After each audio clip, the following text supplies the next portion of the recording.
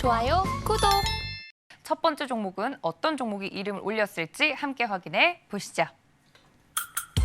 자, 오늘 시장이 떨어지는 가운데 방산주들의 움직임이 두드러졌습니다. 오늘 첫 번째 이 리스트에 이름을 올린 종목은 바로 현대로템인데요. 대표적인 방산주죠. K방산주로서 현대로템 살펴보도록 하겠습니다. 오늘 전반적으로 방산주가 움직임이 좋았던 부분들 살펴보니 윤석열 대통령이 우크라이나에 대한 무기 지원을 시사하고 또 폴란드 국영 방산업체 회장이 방한하면서 이 수출 기대감이 부각이 되고 있습니다. 현대로템 오늘 같은 경우 11.62% 오르면서 이 거래 대금 왕으로서 종목이 리스트에 이름을 올렸습니다. 11.62% 오르면서 현대로템 31,700원에 마무리가 됐네요. 자, 거래 대금이 터진 방산주, 그중에서도 현대로템, 어떻게 두 분은 방산주 또 바라보고 계시는지, 현대로템에 대해서 짚고 넘어가야 될 건 없는지 체크해 보도록 하겠습니다. 전문가님들 칠판을 들어 주세요.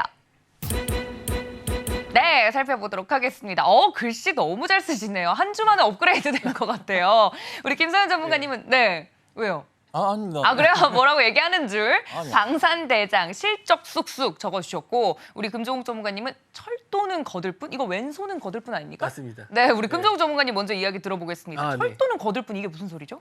일단은 현대로템이 이제 방산주로서 작년에 되게 그 인기를 많이 끌었던 종목인데, 태조 이방원. 네, 맞았습니다. 네. 맞습니다. 그런데 원래는 이제 우리가 지하철 타면 다 그 한쪽 구석에 써 있어요. 현대로템이라고. 그래서 원래 이제 철도 관련주 쪽으로 원래는 알려져 있는 종목인데 작년부터 이제 이 방산 쪽으로 워낙 또 알려져 있다 보니까 이제는 방산주다라고 합니다. 그래서 어느 정도 실적이 좀 받쳐주는 왼손은 거들뿐, 철도는 거들뿐, 안정적인 매출 위에 하나의 그 방산을 던져서 이제 실적이 이렇게 쑥 넘어가는 종목이라고 네. 보시면 될 것 같은데 작년 한 해에 따놓은 수주만 해도 지금 감당이 안 돼요.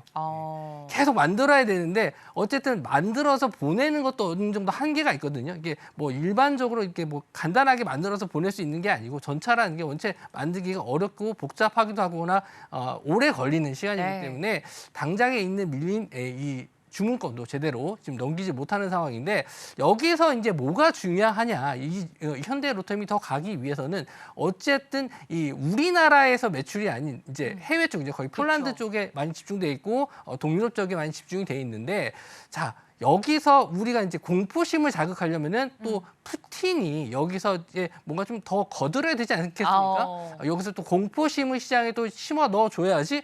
지금 우리가 발주한 것도 지금 늦게 봤는데 여기서 전쟁이 더 길어지면은 이거 미리 더 주문해야겠다. 우리도 주문해야겠다. 폴란드 외 다른 주변 국가들도 우리 주문 미리 해야겠다. 이렇게 수주권이 점점 늘어나야지 현대로템의 이제 실적이 점점 늘어나지 않을까 저는 그렇게 생각을 하고요.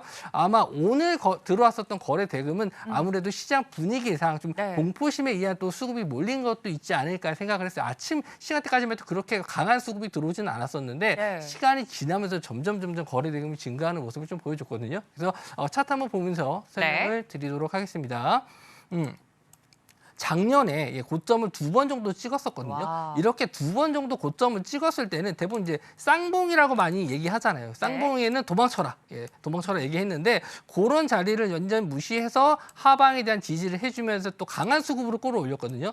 그럼 이런 저항대 자리를 다시 한번 거래 대금으로 뚫어주게 된다면은 새로운 추세가 나올 수 있기 때문에 지금 상황에서는 지금 하루 이틀 정도는 좀 수급이 좀 조용하게 좀 잠잠할 수 있거든요. 워낙 많이 들어갔기 때문에 네. 가격적인 면에서 좀 밀리지만 않는다라고 했을 때는 저는 현대로템 더 갈 수 있지 않을까 이렇게 생각을 하고 지금 상황에서는 이 국제사회에 나오는 뉴스, 이 푸틴의 말에 좀 기울이셔야 되지 않을까 이렇게 생각을 합니다. 그렇군요. 그런 의미에서 철도는 거들 뿐 실적 부분도 견고하고 또 거래 대금이 작년에 이제 태조 이방원 때 한참 날렸을 때 그때의 량을 또 능가하는 거래 대금이 또 터진 부분을 봤을 때 한 번 더 끼가 있지 않을까, 더 갈 수 있지 않을까 이런 이야기를 해주셨습니다. 흥미롭네요. 자, 그렇다면 실적 이야기를 우리 김서연 전문가님도 해주셨어요. 네. 쑥쑥. 그죠? 그렇게 적으셨잖아요. 이미 말씀 주신 거대로 해서 네. 수주 상황 자체가 원체 많아요. 근데 이게 수주가 한 번으로 끝나는 게 아니라 이만큼 받아놨던 수주를 거의 비슷한 수준으로 계속 받게 될 가능성이 높은 상황이라는 거예요. 그러니까 유럽 쪽에서 계속적으로 러브콜이 올 테니까 미국도 뭐 러브콜 할 모양인 것 같던데 보니까. 그래서 분위기상 지금 현대 로템이 역사적인 좀 차트상의 기로에 있는 건 맞아요. 차트를 보면은 이게 정말 중요한 자리구나라는 걸 아실 수가 있어요. 왜냐하면요. 2013년 말부터 해가지고요. 차트 계속 큰 바닥 그렸거든요. 네. 그러니까 나름의 이제 어찌 본다면 큰 W자 패턴 자체를 보여줘요. 이게 올라가는 그림이에요. 그러니까 이거 만약에 이번에 한번 방향 잡고 올려치게 되잖아요. 아마 사상 최대 실적으로 뭐 올해부터 해서 계속 갈아탈 것 같은데 그러면 중요하게 보셔야 될 게요.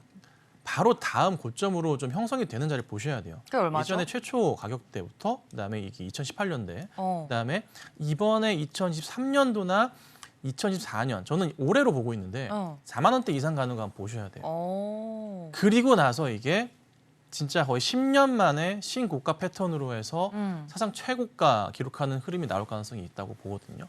뭐 짧은 분위기는 아니지만 충분하게 시간을 갖고 볼 만한 그런 상황이라고 판단은 들고요.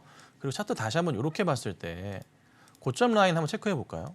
이 그림 타고 가거든요. 정확하게 보이잖아요. 그러면 이거대로 본다 하더라도 단기적으로 3만 뭐 6천 원, 5천 원대도 나와요. 그림상으로. 그러면 충분하게 우리가 이 종목에 대해서는 우선 현실적으로 봤을 때는 그냥 어떻게 한다? 네, 기다리고 있는 게 가장 맞다. 보시는 대로 같이 3만 5천 원까지 찍혀 있거든요. 우선은 홀딩 잘 하시고 다만 이제 걱정은 그거예요. 네. 요즘에 이제 우리 개인 투자자분들 조금 앞뒤 안 보고 매수하는 스타일이 좀 늘었어요. 네. 특히나 급등주들에 대해서. 왜냐하면은 한번 분위기 타면은 에코프로처럼 가는 뭐 포스코 식구들처럼 가는 종목들이 계속 나오다 보니까 지금부터는 사실 조심은 하셔야 되는 건 맞거든요. 왜냐하면 전고점 세 번째 자리예요. 바로 이제 작년부터 해가지고 여기 뚫고 가는 거 보셔야 되는데 근데 이런 자리는 사실 신규 접근 자리는 아니에요. 기존 자리고 매수자들의 자리고요. 여기서 뚫고 갔을 경우에도요. 한 차례 조정 흐름은 나올 수도 있어요. 그 조정 이용하셔야 되는 거지 갑자기 더 올라간다고 해서 따라 들어가시는 건 아니에요. 그러니까 기존에 이미 현대 로템에 대해서는 1, 2주 전부터 이슈가 있었어요. 시장 자체에서. 뭐 방문한다고 하고 이슈가 있었거든요. 그래서 그때 이미 빠르게 대응하신 분들이 잔치인 거지 절대적으로 신규 접근은 저는 우선은 반대 입장 드릴 테니까 네. 차라리 보신다면은 뭐 LIG 넥스원 같은 경우 바닥에서 이제 좀 올라가는 분위기니까 다른 방산주. 뭐 현대 그렇죠. 현대 로템이랑 비교해 본다면 현대 로템의 이런 첫 번째 고점 자리들 두 번째 뭐 이런 자리 지금 세 번째 간다면 이런 그림으로 예측해 볼 수도 있잖아요. 그러니까 차라리 이런 종목 보시고 이미 올라간 방산주들은 조금은 자제하시는 게 좋겠습니다. 좋아요, 구독.